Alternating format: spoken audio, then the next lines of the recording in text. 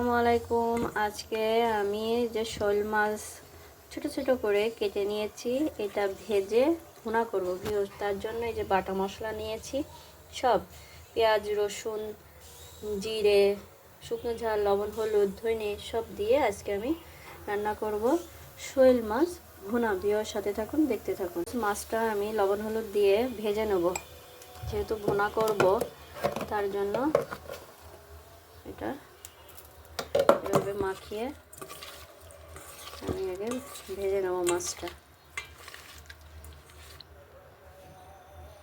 তেল দিয়ে দিচ্ছি ভাজার জন্য। এখন আমি এই যে মাছগুলো দিয়ে দিচ্ছি। একটু অন্যভাবে রান্না করছি।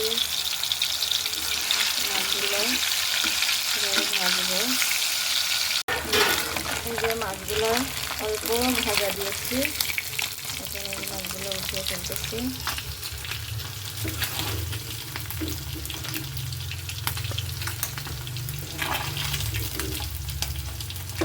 দেখুন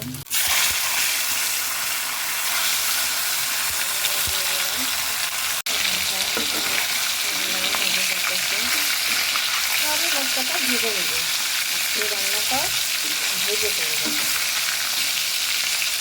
এই যে সম্পূর্ণ মাছ, যেহেতু মাছ ভাজা শেষ, এই যে সব মাছ উঠিয়ে নিলাম। এখন আমি আলুগুলো ভেজে নেব।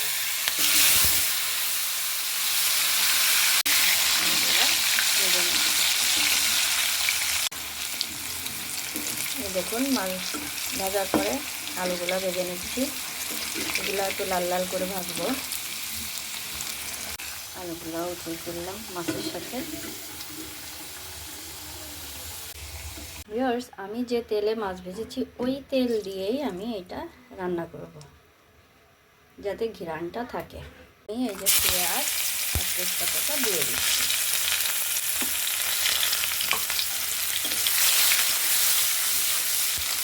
পেঁয়াজটা ভাজা ভাজা করবো, তারপরে মশলা দেবো। মশলাটা আমি যে আগে দেখিয়েছি, আর এই যে আমার মাছ ভাজা আলু ভাজা দুইটাই হয়ে গেছে। এখন এই দিয়ে আজকে আমি এখন ভুনা করব। লাল হয়ে যাওয়ার পরে এখন আমি এই যে মশলাটা সেটা দিয়ে দিই।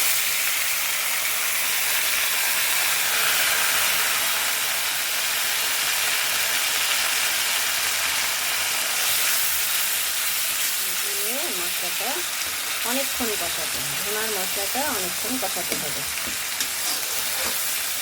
এই যে আলুগুলা দিয়ে দিলাম। আলু দেওয়ার পরে আলু কষানোর সাথে সাথে আমি এখন মাছগুলো কষিয়ে নেব। মাছগুলো দিয়ে দিলাম, দিয়ে মাছ আর আলু একসাথে আবার কষাবো। এই যে মাছ আর আলু আমার কষানো হয়ে গেছে।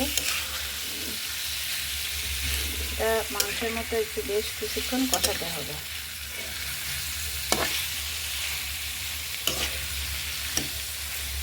ঘ্রাণটাও ঠিক মাংসের মতো মনে হবে, কিন্তু অন্যরকম একটা স্বাদ হয় মাংসের।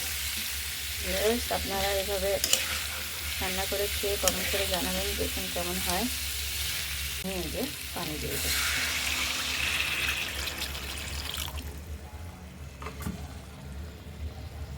পানি দিয়ে দিয়ে নাড়াচাড়া দিয়ে দিলাম, দিয়ে আমি ঢেকে দিব। ঢেকে দিচ্ছি। এই দেখো নামানোর কিছুক্ষণ আগে আমি এখানে এই যে কাঁচা ঝাল দিয়ে দিচ্ছি, তার সাথে আমি ধনে পাতা দিয়ে দিচ্ছি।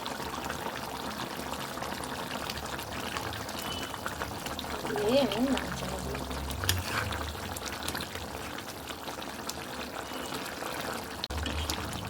শোল মাছ সব ধরনেরই খাওয়া যায়, তবেও খেয়ে দেখবেন। এর মধ্যে আর একটু ঝাল হলে আরও সুন্দর হতো। তেলটা গেল, শোল মাছ দিয়ে আলু দিয়ে ভুনা মাংসের মতো করে আজকে রান্না করলাম ভিউয়ার্স। এই দেখুন, এখন আমি চুলা বন্ধ করে দিলাম।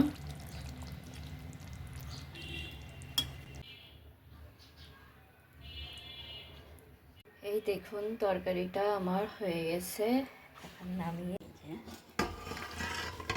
ফেললাম তরকারিটা।